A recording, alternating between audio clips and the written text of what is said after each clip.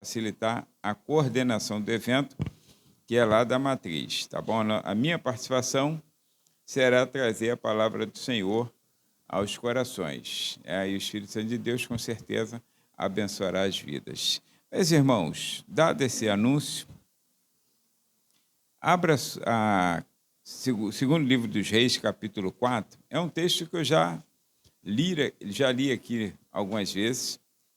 Já falei sobre esse texto de uma maneira diferenciada, eu sei, mostrando as questões dos passos para se receber um milagre, já falei sobre isso, mas eu quero hoje observar com os irmãos esse texto novamente,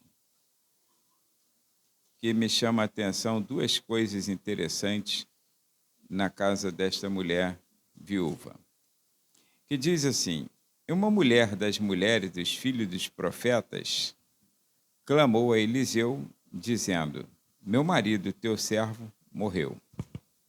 E tu sabes que o teu servo temia ao Senhor. E veio o credor a levar-me os meus 2 filhos para serem servos.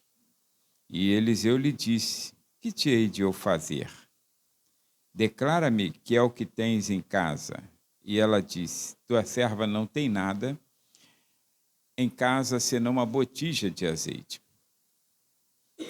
Então disse ele: vai, pede para ti vasos emprestados a todos os teus vizinhos, vasos vazios, não poucos. Então entra e fecha a porta sobre ti e sobre teus filhos, e deita o azeite em todos aqueles vasos e põe à parte o que estiver cheio. Partiu, pois, dele e fechou a porta sobre si e sobre seus filhos. E ele lhes trazia os vasos e ela os enchia. E sucedeu que, cheios que foram os vasos, disse a seu filho: traze-me ainda um vaso. Porém ele lhe disse: não há mais vaso nenhum. Então o azeite parou. Então veio ela e o fez saber ao homem de Deus e disse ele: vai, vende o azeite e paga a tua dívida, e tu e teus filhos vivei do resto. Amém? Pai, em nome de Jesus, esta é a palavra que é lida aos nossos ouvidos, que nós esperamos que o teu bondoso Espírito Santo, pelo dom da palavra, da sabedoria e do conhecimento, e pela revelação necessária para hoje, ó Deus, nos traga o conhecimento que precisamos adquirir e toda sorte de bênção que estejamos necessitando em nossa casa. Ó Senhor, olha para nós com olhar de bondade, de misericórdia, pois cada um de nós aqui, Senhor, teus filhos, temos uma necessidade em especial para apresentar a Ti nesta noite. E da maneira como Tu abençoou aquela serva Tua, Senhor, abençoa-nos nesta noite. Assim te peço agradecido e já confiando na Tua grande bênção, Senhor, sobre nossas vidas. Em o nome de Jesus. Amém. Meus irmãos, se assentem. Nós temos uma palavra, como eu disse aqui, um texto conhecido, né? Bastante conhecido, por sinal. Virou tema de muitas pregações em igrejas não pentecostais e igrejas pentecostais, frisando sempre aquela questão do vaso e do azeite, né? Que é o simbolismo do Espírito Santo, e o vaso simbolizando o homem.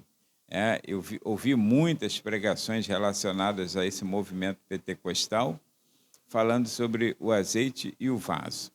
Mas o que eu quero mesmo observar com os irmãos, com a igreja, é nós fazermos uma visitinha a esta casa desta senhora, entrarmos nesta casa, darmos uma observada naquela casa, naquela família que está ali reunida. Os irmãos sabem que cada um de nós passamos por alguma dificuldade, algum problema. Todos nós. Todos nós. Ninguém às vezes sabe, você olha a aparência de alguém assim, você não tem noção que aquela pessoa esteja vivenciando um grande problema em sua vida. Você olha assim e fala: eu queria ser igual aquela pessoa ali, né? Está tudo tranquilo. Não. Cada casa aqui, irmãos, pode estar vivendo, pode não, com certeza está vivendo um problema difícil. uma situação adversa, um vento contrário. E na Bíblia, irmãos, as casas também eram assim. Mesmo a dos mais nobres. Você percebe que a casa de Jó teve seu momento de adversidade. A casa de Abraão teve seu momento de adversidade. Teve fome em uma certa época. Ele teve que sair da sua residência e migrar para outro lugar sob orientação de Deus. Então, todo mundo tem um momento de dificuldade, todo mundo. Todos nós temos, né? E várias outras casas que a Bíblia menciona, aliás, inúmeras, né? Eu até, com certeza, não poderia citar todas as casas da Bíblia que tiveram seus momentos de dificuldade, é que a gente só olha o momento de bênção. Todo mundo fala de Moisés no cestinho, mas ninguém fala da Joquebede escondendo ele por 3 meses, passando um sufoco, morrendo de medo, que é aquela mulher que desce uma choradinha, toda a casa, quer dizer, o menino ia ser tirado, mas imagine, esconder uma criança, ela também não teria a sua vida poupada. Então, ninguém observa essas coisas, as pessoas olham só o momento de vitória. Então, irmãos, eu quero observar com os irmãos que, independente do grau, da intensidade que estejamos vivendo, o problema hoje, tá? Hoje. Primeira observação que eu quero fazer, antes de falar do que vamos falar, é que não importa, o Senhor não mudou. Ele é o mesmo ontem, hoje e eternamente. Jesus está presente. Então, observamos que tem 2 coisas que são interessantes que nós vemos na casa desta pobre mulher. Percebe que enquanto ela tem o seu marido, não é que ele fosse o cara, mas a Bíblia não menciona nada. É porque eles estavam vivendo uma vida simples, mas uma vida estável. Mas quando ele morreu, que veio a fatalidade. Então a Bíblia menciona o fato da fatalidade, não é exaltando ou colocando aquele homem como alguém irresponsável, mas o fato da fatalidade trouxe miséria àquela casa, trouxe a pobreza extrema. Agora, irmãos, observa, essas 2 coisas que nós vamos observar na casa desta mulher, quando entrarmos naquela porta simples, uma casinha simples, era uma viúva pobre, diferente daquela que Elias também foi abençoar, e era rica, Eliseu também, né? Então, a viúva de Sunem. Agora, essa é uma viúva pobre. Então, ela já era pobre, não é pobre porque é viúva, ela já era pobre, só que agora é pobre e viúva. Então, ela abre a sua porta para nós e nós vamos dar uma espiada nessa casa. A primeira coisa interessante que nós vemos, isso é fundamental em qualquer uma das casas, seja mais nobre que alguém tiver aqui, né? Cada um tem a sua casa de acordo com o seu nível salarial, né? Mas casa é casa, irmãos. Não importa se ela tem conforto, muito conforto ou pouco conforto. É o lar, doce lar. É a sua casa, é o seu canto, é o seu lugar de refúgio, o seu lugar de repouso, né? E você arruma do jeito que você mais fique confortável. Então, observa, a primeira coisa interessante que precisa ter em todos os lares, em todos, irmãos, para que o tempo de dificuldade não seja um tempo terminal na sua vida, mas seja apenas uma prova, seja apenas um momentozinho em que Deus está acrescentando a tua fé, te abençoando de uma maneira diferenciada, te fazendo fortalecer. A primeira coisa é ter uma vida espiritual ativa. Essa mulher tem uma vida espiritual ativa. Essa casa tem uma vida espiritual ativa. Você percebe que o auge, a gente não sabe quanto tempo ela suportou até o clamor. Quanto tempo não sabe. Mas quando ela vê que a coisa está realmente pegando, porque nós somos assim. Nós primeiro procuramos resolver as questões, não é assim? Quando não tem mais condições de resolvermos, aí então nós entramos numa linha direta com o Senhor e entramos em desespero. Aí pedimos o socorro, como quem diz assim, Senhor, não tem mais condições. Está entendendo? Não tem mais condições. Então, o Senhor que tem que entrar com a providência neste momento.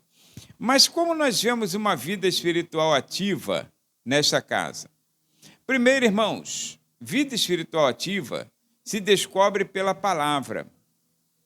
O problema é que muitos de nós negligenciamos a palavra. A palavra de Deus, quando Deus falou que Josué precisava e deveria ser muito bem-sucedido, o Senhor disse para ele, Josué, não te aparte da sua boca o livro desta lei. Eu sei que você, como quem disse, eu não gosto da expressão conjecturar, né? É uma expressão de pregador. Então, mas eu vou dizer assim, eu vou tentar aqui fazer os irmãos compreenderem melhor o nosso pensamento, não está exatamente assim na Bíblia, mas como se Deus tivesse dito assim, vai depender de você. A minha parte eu estou prometendo, mas você precisa, mesmo com toda a ocupação que eu estou te dando, porque Josué estava, irmãos, numa ocupação agora de líder de uma nação. Tu sabe o que é isso?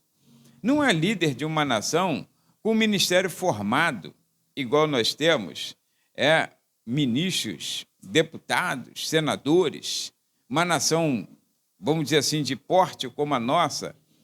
Não, é uma nação que ele está liderando que ainda não tem nada no devido lugar. São cerca, segundo os estudiosos, de 3.600.000 pessoas. E Josué está liderando esta nação. E detalhe, a liderança dele não é apenas civil, mas é uma liderança também espiritual. Ele não pode descuidar dessa parte. E o Senhor, mesmo sabendo que ele teria toda a ocupação do mundo nas suas mãos, ele diz assim, ache um tempo para meditar nesta palavra, dia e noite, porque fazendo isso, tu serás bem-sucedido. Quando nós observamos esta casa que nós observamos, dá-se a entender, quando essa mulher começa a clamar, coloque Eliseu como a figura de Deus, porque ele é que é o intercessor. Eliseu, ele é o intercessor. Eliseu está naquela condição de um intermediário entre Deus e o homem. Ele traz, na verdade, a resposta de Deus. O intercessor ideal seria o sacerdócio. Mas ele traz a resposta. E, às vezes, o sacerdote, o profeta faz a função também de sacerdote, porque ele ouve o clamor do povo e, então, ele tem que levar esse clamor a Deus, né? E quando Eliseu ouve, aí ela começa numa situação, e que nós lemos aqui no versículo 1, ela diz assim, meu marido, teu servo. E quando fala aqui teu servo, nós entendemos pelas Escrituras, do que aqui está, que ele era considerado um dos que nós chamamos filho de profetas. Ou seja, ele estava na escola de profeta de Eliseu. Ele fazia parte da vida de profeta. E profeta, irmãos, é palavra. A profecia é a palavra de Deus. A profecia que saía de Eliseu nada mais é do que isso aqui, ó. Deus falava com ele o que já estava dentro da sua palavra, que até aquele momento já estivesse escrita. Então, olha, primeira coisa que nós observamos dentro de uma vida espiritual ativa é essa palavra, irmãos. Lâmpada para os meus pés é a tua palavra e luz para os meus caminhos. Se tiver esta palavra todos os dias na sua casa, irmãos, podemos passar a tribulação que for. A vitória está garantida pela palavra. Entenderam que é para o tempo futuro, mas vamos dizer, é um tempo verbal futuro, mas para este momento, o que o diácono Jorge leu, ele leu aqui Apocalipse 3:20. Como guardar... 3:20 não, perdão, 3:10, né? 3:20 é estou à porta e bato. 3:10. Como guardaste a palavra da minha paciência, ó, palavra, eu te guardarei da hora da tribulação que há de vir sobre o mundo. Se Deus vai guardar da hora da tribulação que há de vir sobre o mundo, porque eu guardo esta palavra, por que você acha que Ele não me guardará da tribulação que há de vir à minha casa por eu guardar a palavra. O valor é o mesmo, o peso é o mesmo. E olha que ele está falando de uma tribulação que ele conclui lá, que o mundo nunca teve igual. É a chamada grande tribulação. Se esta palavra, irmãos, uma vida espiritual ativa, que já começa com esta palavra, não existe vida espiritual ativa sem a centralidade da palavra de Deus. Não existe, irmãos. A palavra é o eixo central para uma vida espiritual ativa. Hoje nós estamos vendo muitas pessoas com a emoção à flor da pele, espiritualmente falando, mas ele não tem a palavra. A palavra que funciona para a igreja, a palavra que funciona para a sua casa. Essa palavra que fortalece. Essa palavra, então, como guardaste a palavra da minha paciência, eu te guardarei da hora da tribulação. Aí tira agora, sem querer minimizar o texto, mas tira o todo mundo, que há de vir sobre todo mundo, e vamos colocar assim, da tribulação só. Aí você entende, então, que é para esse tempo. Não estou tirando o contexto, não, que lá eu sei que é para o tempo da grande tribulação. Mas o mesmo efeito, o mesmo poder, faz hoje para nossas vidas, que por eu guardar esta palavra, a tribulação pode chegar à minha casa. Mas observa, quem guardou a palavra de Deus lá no Egito, a tribulação, que foi o anjo da morte, entrou naquela casa? Passou em todos os lugares, em todas as casas, não batia na porta, apenas entrava. Quando ele olhava alguém que guardou a palavra e cumpriu, colocando sangue no umbral da porta, ele dizia, não posso entrar, porque a palavra é ativa nesta casa. É vida espiritual ativa, irmãos. Vida espiritual ativa. Para que Satanás, ou qualquer demônio, qualquer seta maligna, qualquer dardo inflamado do adversário, ele entre em nossa casa, qualquer tipo de provação, ela entra em nossa casa, precisa ter uma autorização prévia de Deus. Se você tiver uma vida espiritual ativa. Não pode. Não pode pensar, Satanás está passando na minha rua, eu vou entrar nessa casa aqui. Não pode. Ele precisa de uma autorização prévia. Ele precisa comparecer perante o Senhor, isso a gente aprende em Jó, capítulo 1 e 2. Precisa comparecer perante o Senhor, ouvir alguma coisa do Senhor e dizer assim, então me permite ir lá. Porque, irmão, se Deus não permitir, ele não tem como. Agora, o que faz isso é guardar a palavra de Deus no coração. Guarda essa palavra na tua casa, irmãos. Valorize essa palavra na sua casa. Essa palavra aqui tem força, ela tem vida. Essa palavra é a verdade. Por isso que Jesus não hesitou em falar, conhecereis a verdade. É claro que ele falava nos dois aspectos, que também era a sua própria vida, que depois ele declarou ser a verdade. Mas essa palavra que ele estava fazendo a primeira referência, conhecereis a verdade, que é esta palavra, e ela vos libertará. Então, irmãos, a palavra, esse homem era filho de profeta, né? Não era filho de Eliseu, filho de profeta. Olha, ele estudava na escola de profetas. Então, guarda essa palavra. Essa é a primeira coisa que a gente vê nesta casa. Ela dizer que ele era filho de profeta, era servo de Eliseu. Então, ele tinha a palavra de Eliseu, que ele ouvia, ele trazia para dentro de casa. Agora, a segunda coisa, essa dentro da vida espiritual ativa, né? Outra coisa interessante que demonstra uma vida espiritual ativa, além da palavra, é uma vida de oração, irmãos.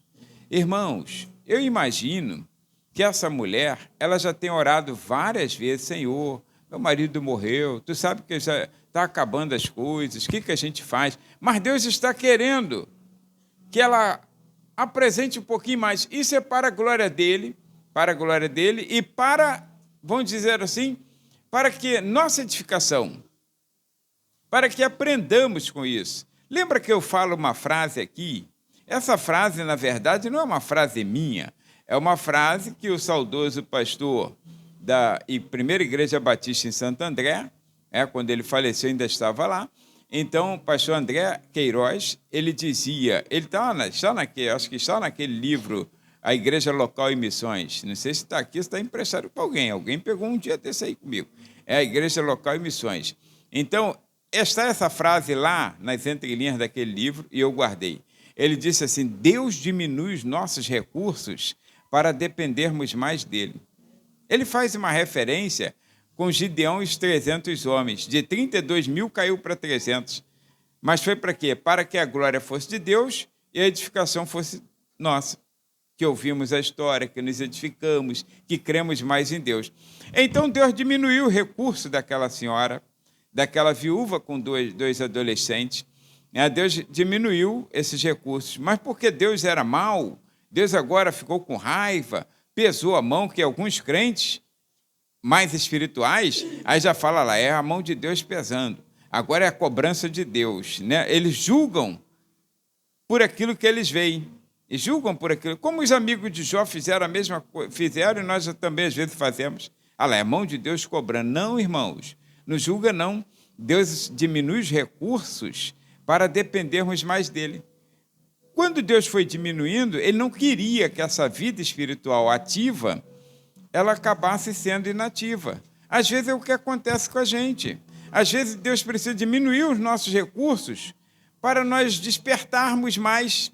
Tu não já viu o crente assim? Que quando o recurso dele diminui, aí ele fica mais fervoroso.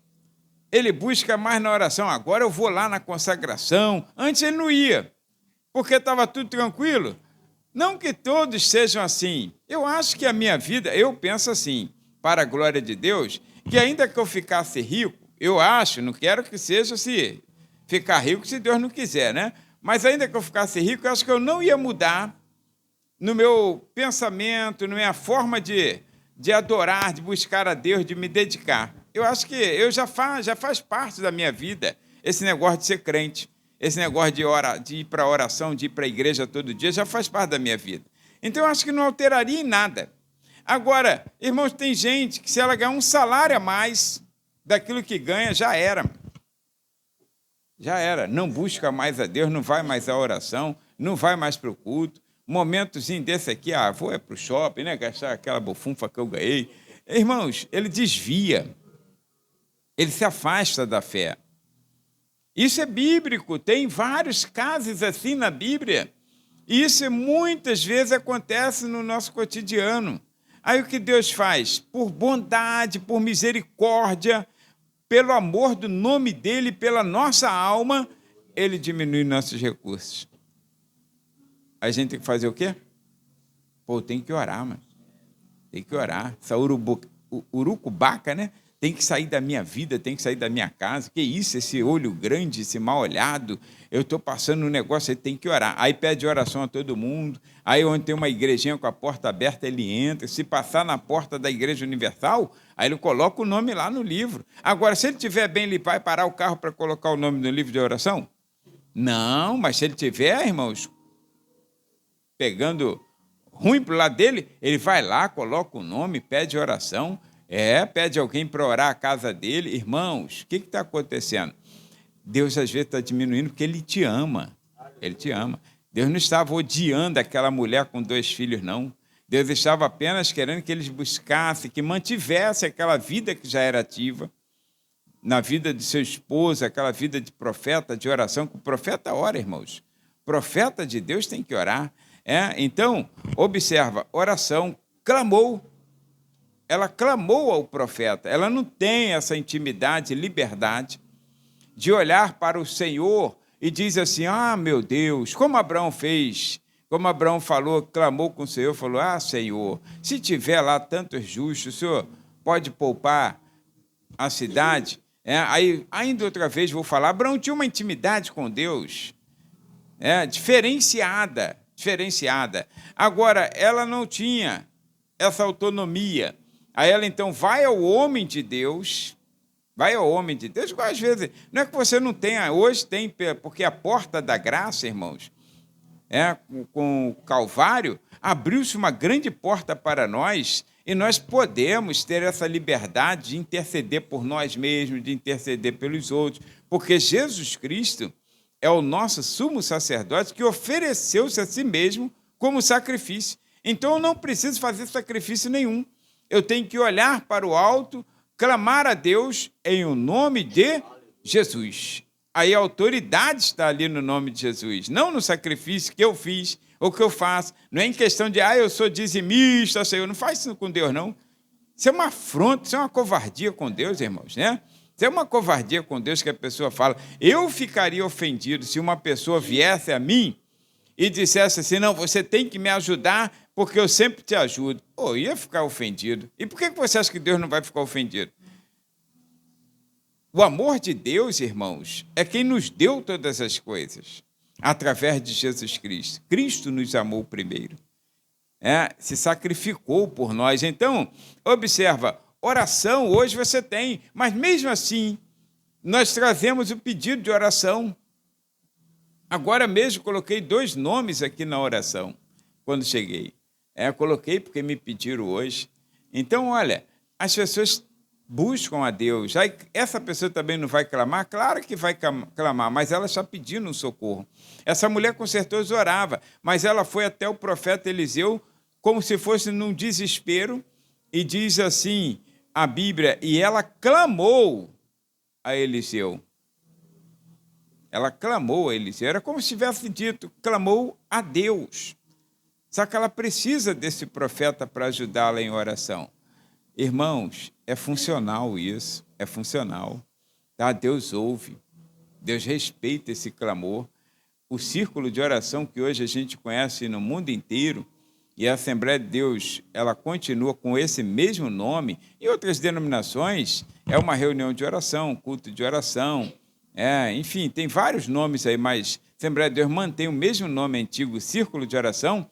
Começou por um clamor de uma mulher, uma cristã, que ela estava com uma filha desenganada pelos médicos. O médico disse que não teria jeito, ela ia morrer. E ela, então, chamou umas irmãs na igreja e falou, minhas irmãs, quem puder comigo, vamos orar, porque o médico falou isso, isso, isso. Está na história das Assembleias de Deus. Aí, então, ela clamou ali, algumas irmãs, não me lembro agora se foram 7, aí reuniram ali para orar com ela, deram as mãos e fizeram um círculo. E Deus ouviu aquele clamor e curou a sua filha. Quer dizer, aí ficou o círculo de oração. Olha só. Então, Deus diminui os recursos dela, não deixando os médicos resolver aquela questão. Para quê? Para que a glória dele fosse manifestada e a edificação fosse da igreja. Até hoje, quantas vidas são edificadas e recebem vitória no círculo de oração? Olha só.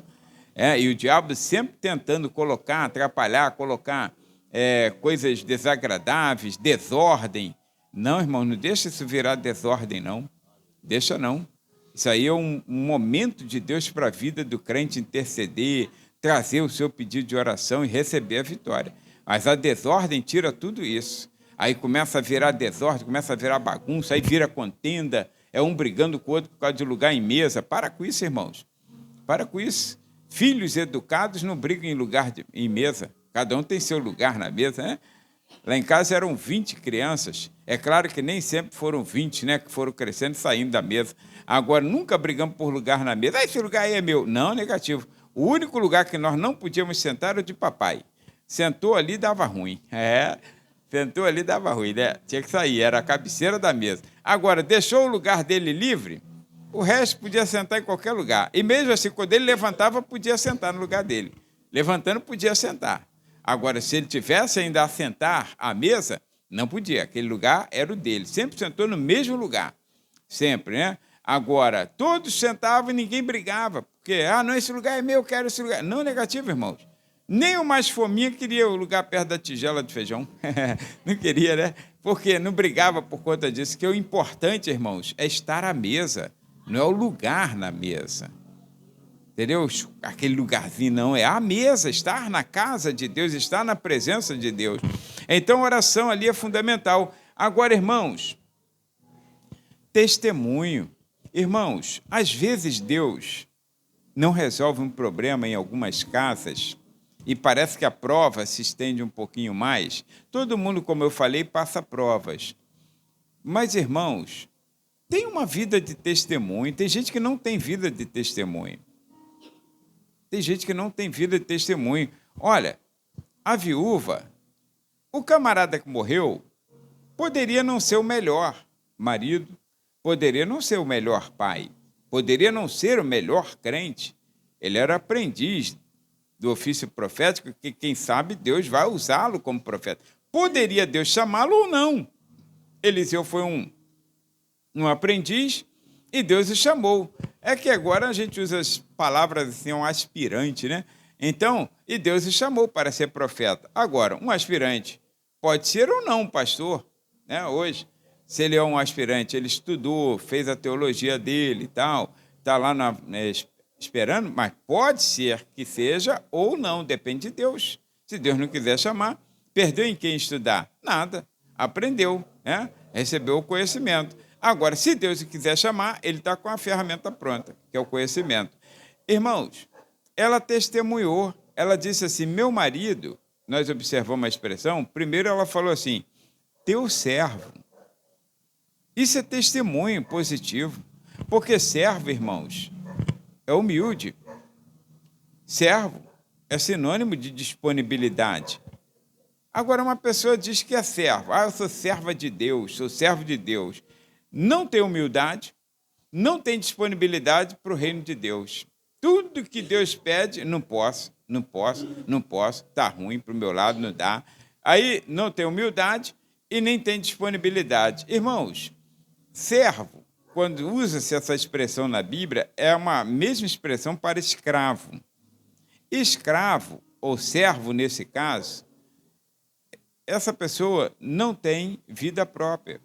Ela vive a vida do seu senhor. Ela tem a sua casinha? Tem a sua casinha. Vai ter o seu lugarzinho. Muitos deles viviam, ou seja, como servo, não eram escravizados, não levavam surra, eles apenas trabalhavam pelo seu sustento, cuidar da família.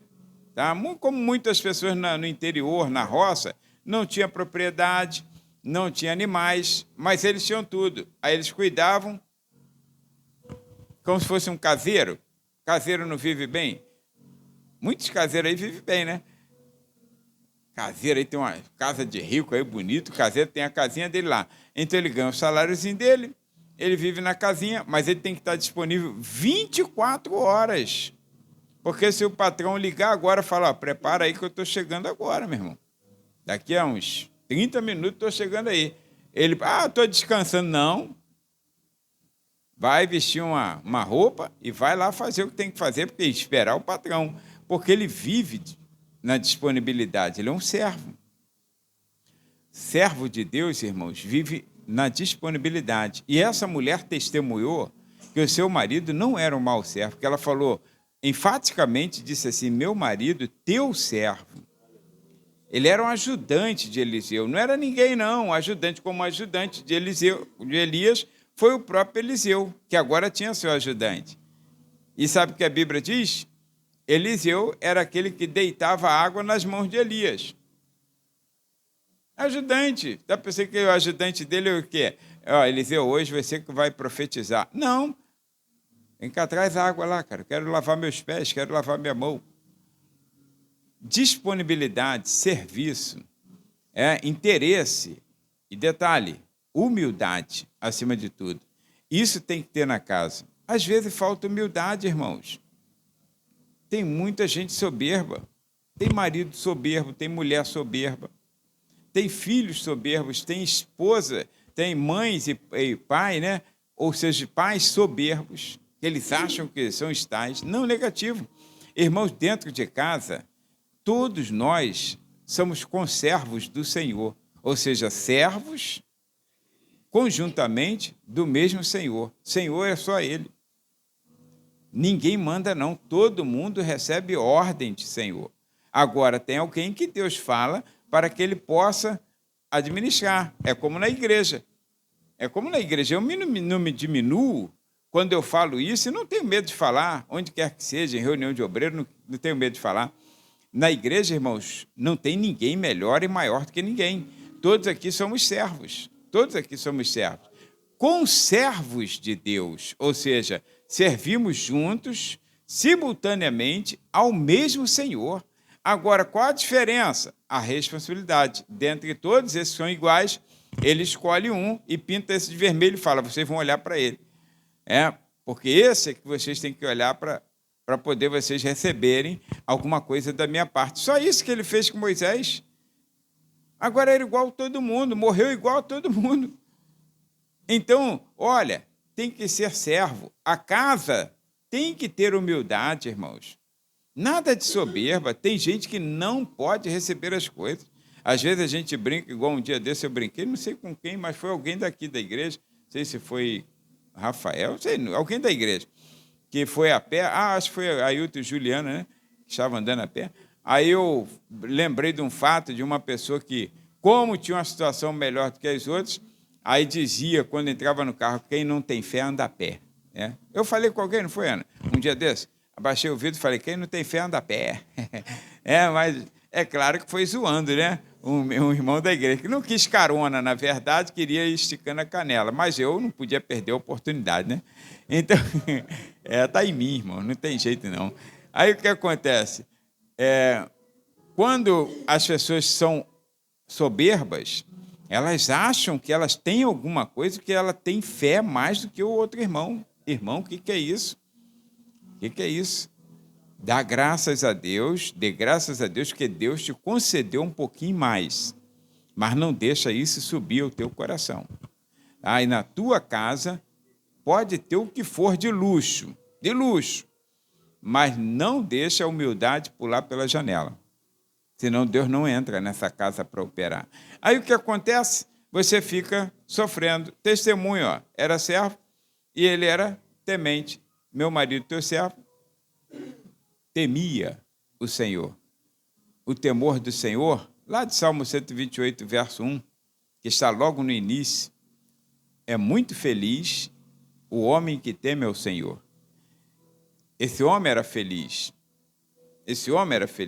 Essa casa era feliz, porque tinha o temor de Deus. Então, esse temor de Deus é fundamental. Tem pessoas que não temem mais a Deus. Irmãos, é tanta atividade, tanta atitude errônea dentro de casa. Às vezes, adquire bens mal adquiridos, dá volta nos outros. Como Deus pode abençoar essa casa? Aí fica com o problema, como pode uma intercessão resolver esse problema? Não tem como Deus resolver, irmãos. Não tem como Ele resolver. Então, e acima de tudo, comunhão. Olha só que coisa interessante. Amava seus filhos e não desejava perdê-los. Olha, preste atenção assim num detalhe. Eu sei que, para muitos, poderia ser uma vantagem. Essa mulher, ela tem 2 filhos, não tem nada em casa para comer, Os credores vêm à sua porta e querem levar os seus 2 filhos. Esses filhos seriam escravos, claro. Seriam esses senhores os donos desses garotos. Não se sabe como eles viveriam. Mas, pelo básico, eles teriam pelo menos comida e lugar para dormir. Aí alguém poderia dizer assim, deixa aí, pelo menos ela ficava sozinha, já se virava melhor. Mas ela ama seus filhos. Então tinha comunhão, porque nem os filhos queriam sair de perto da mãe, ou seja, se tiver que morrer, vamos morrer juntos. Mas se tiver que viver, vamos viver juntos. E nem ela também abria mão dos seus filhos, preferia morrer de fome com eles. Mas não queria vê-los longe da casa. Hoje tem pais que querem ver os filhos distantes. Às vezes a gente conversa com algumas pessoas, não, estou doido que ele é esse. Dá o jeito dele, se vira. Que é isso, irmãos? E não importa, assim, parece que gosta, que tem prazer. Irmãos, temos que amar as pessoas. E comunhão nessa casa é fundamental. Os pais têm que ter comunhão com os filhos. Os filhos têm que ter comunhão com os pais. Irmãos têm que ter comunhão com irmãos. Às vezes são brigados, são estranhos um para com o outro, têm ódio, tem filhos que não falam com os pais. E às vezes muda de estado, não sei não quero nem saber o que aconteceu, se já morreu, se já nem procuro saber. Que é isso, irmãos? Como Deus pode abençoar? E às vezes está na igreja, adorando ao Senhor, em comunhão, ainda falando, olha para o teu irmão aí, olha para a bolota do olho dele aí, e profetiza para ele. Quando você não profetiza para a sua própria vida, irmãos, tudo começa dentro de casa. Essa mulher podia não ter nada, mas tinha isso aqui, vida espiritual ativa. E comunhão faz parte de uma vida espiritual. Como eu posso, João falou, dizer que amo a Deus se eu não amo a meu irmão que vejo? Olha que ele está falando de nível igreja aqui, ó. Aí como eu posso dizer para vocês que eu amo vocês se eu não amo meus irmãos consanguíneos? Filhos são diferentes. Às vezes dá problema. Tínhamos uma amizade, assim eu tinha mais amizade com Davi, na adolescência, na infância, né? Porque éramos mais próximos. Em idade, a gente tinha mais afinidade.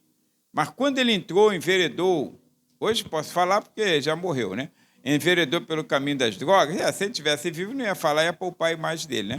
Mas ele enveredou pelo caminho das drogas, irmãos, dava um trabalho. Aí eu parei de sair com ele, claro, né? Assim, evitava sair para a rua, porque era um trabalho tremendo. Quando chegava, eu não sei o que acontecia, qual era o tipo de alucinação que um drogado tem, mas ele queria, aí eu passava, falava nada. Aí ele queria, tá me olhando por quê? Aí queria brigar, vamos lá para fora. Vamos lá, irmãos, o que é isso? A gente sabe que é o efeito de um produto químico, alguma coisa aí, entendeu? De uma dependência química. E a gente tinha esse cuidado com ele, tinha essa paciência, né? Cheguei a encontrar algumas vezes ele dormindo com a cara literalmente dentro da comida, assim, dentro do prato, porque não aguentou. Então, mas era paciência, tirava o prato e tal, guardava ele com cuidado para poder ir para a cama, mas, irmãos, depois se converteu, ficou uma bênção. Os irmãos aqui conheceram, foi funcionário aqui da igreja há cerca de 6 anos. 6 anos, Então, foi uma benção aqui, todo mundo gostava dele, mudou completamente. Então, sabe o que acontece? Às vezes a gente não tem paciência. Por exemplo, às vezes a gente, não, irmão, fica firme aí, olha, Jesus vai salvar teu marido. E o seu? Salva só lá na casa dos outros, na sua não salva. Salva o filho dos outros, mas o seu não salva. Será que os nossos são piores do que os dos outros? Dá testemunho, irmãos. Fui numa festinha, eu não sei se foi no dia da festa, ou se foi um dia que eu fui fazer. Não, foi uma festa, né? Aí, sentei um minutinho que eu sentei, não sei por que cargas d'água também, sentamos naquela mesa com uma irmã que eu nem conhecia. Olha, não tinha 5 minutos de sentado, ela falou que o filho dela era vagabundo, e era crente. O filho dela era vagabundo, que o filho dela era isso, o filho dela era aquilo. Meu Deus, era crente. Como que pode Deus operar na vida de uma pessoa dessa? Tem que ter comunhão, irmãos. São momentos, são fases na vida do teu filho. São fases na vida do seu esposo, da sua esposa. São fases na vida dos seus pais. Problemas vêm. Agora, se você tiver paciência, comunhão, Deus resolve essas questões. Pode ser o que fosse, irmãos. Marta, Maria e Lázaro, todos 3 são diferentes, mas eles se amavam. Quando Lázaro ficou doente, ambas mandaram chamar Jesus. E quando chegou, Marta foi até um pouco grosseira. Se tu tivesse aqui, meu irmão não teria morrido. Pô, ela amava seu irmão.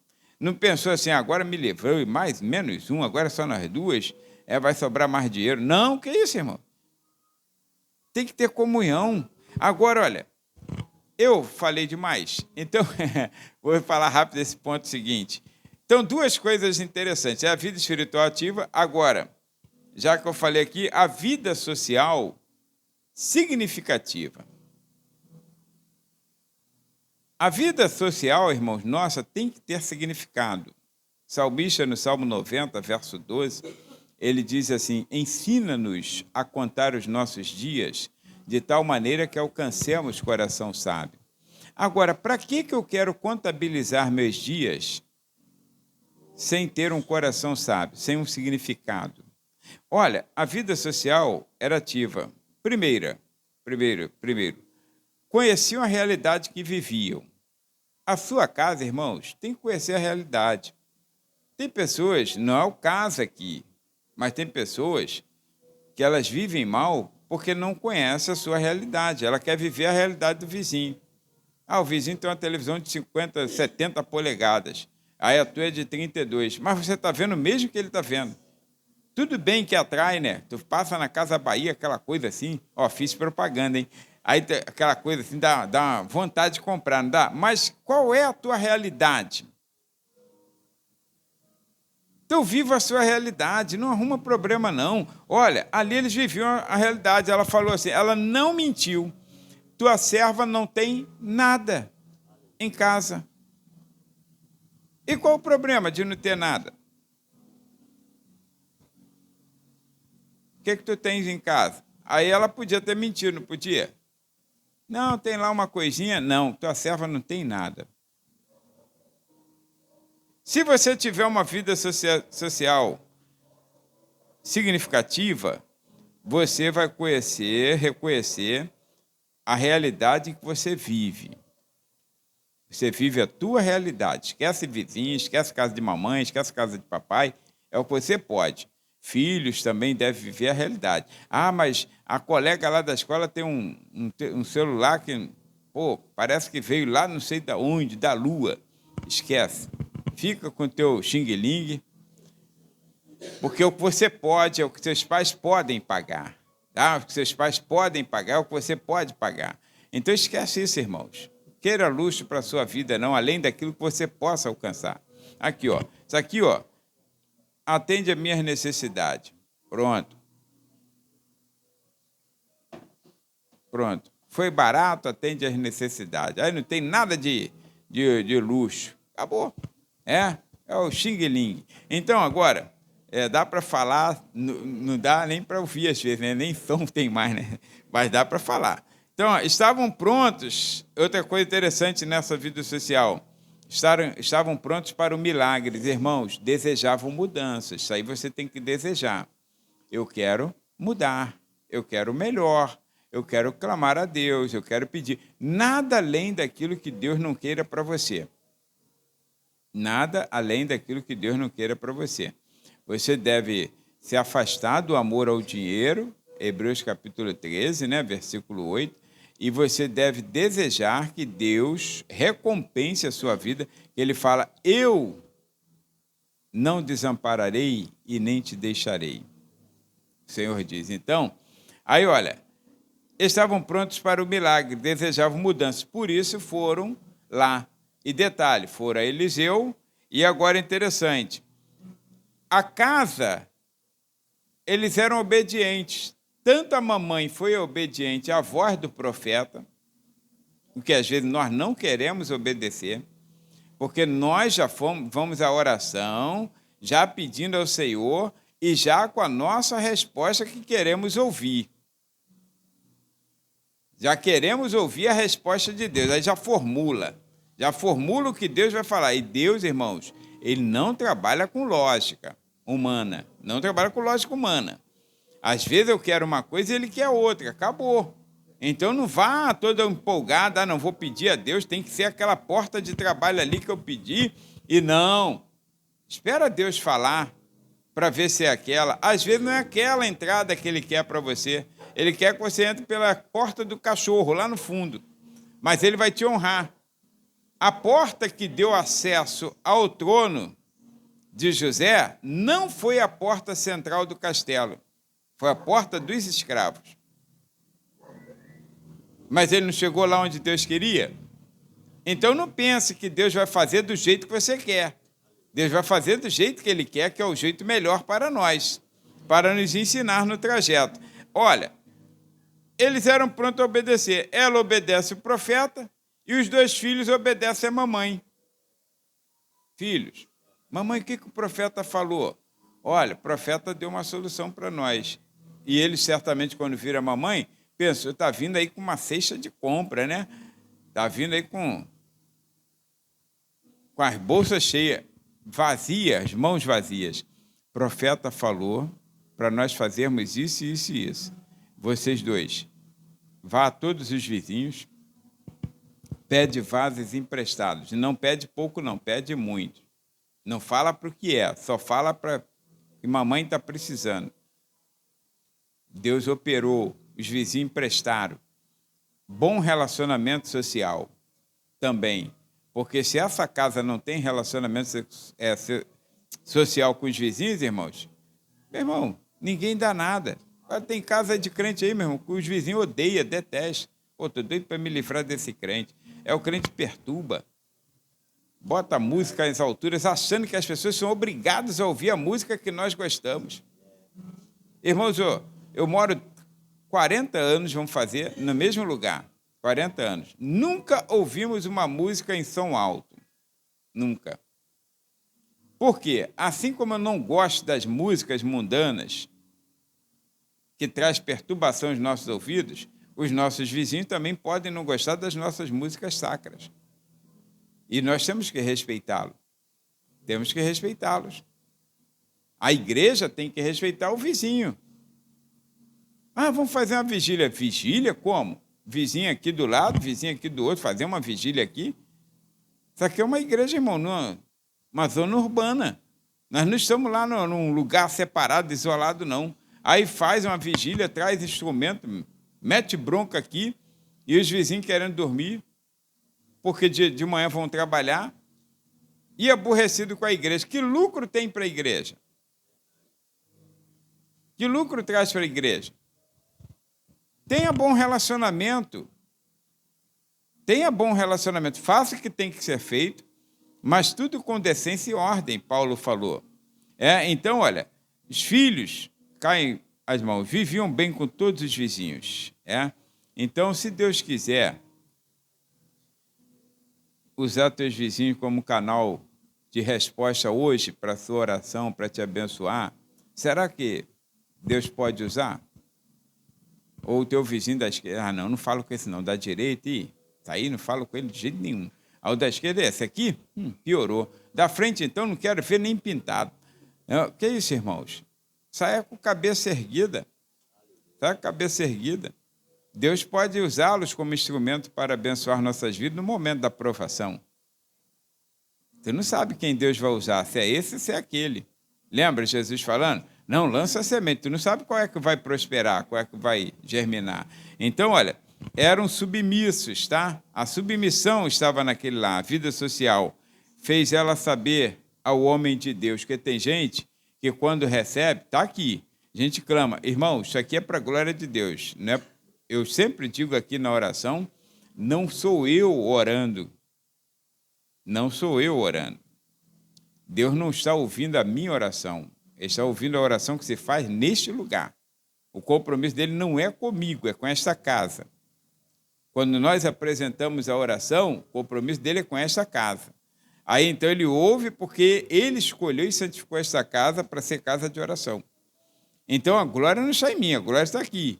Tá? Lembra que Pedro falou? Não fomos nós que curamos, não. É que hoje algumas pessoas... preguei, 30 almas se renderam. Preguei, o Senhor curou o enfermo. Que isso, irmão? Isso não é glória do homem, não, irmãos. Quem cura é Jesus.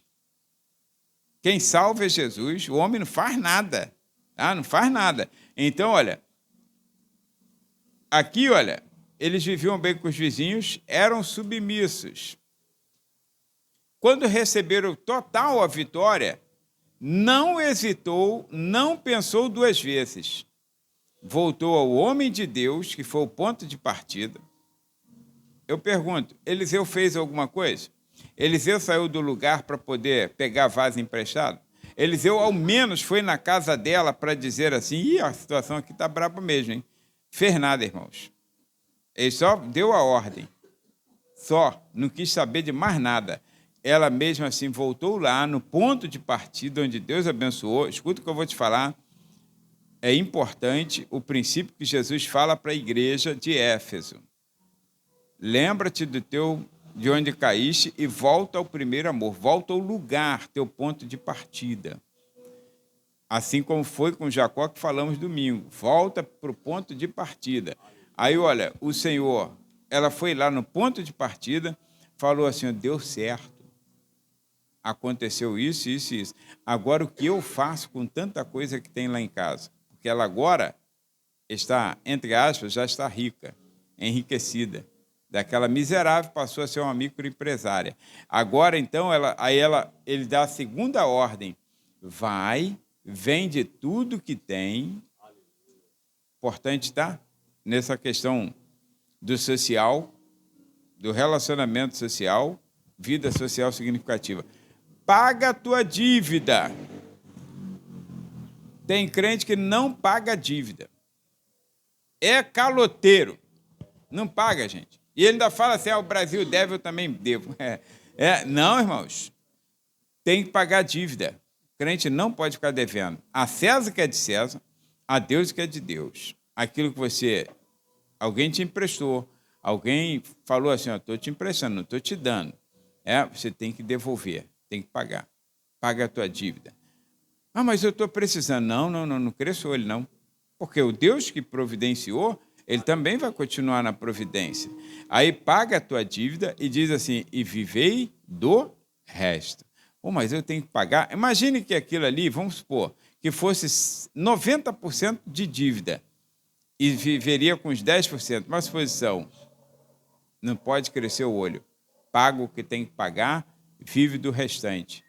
Porque nunca vai faltar para quem obedece a Deus. Porque a obediência ainda é o caminho mais curto para a bênção de Deus. Amém? Então, irmãos, hoje, se alguém pudesse ir na tua casa, ou vir à minha casa, à nossa casa, o que eles veriam dentro de casa?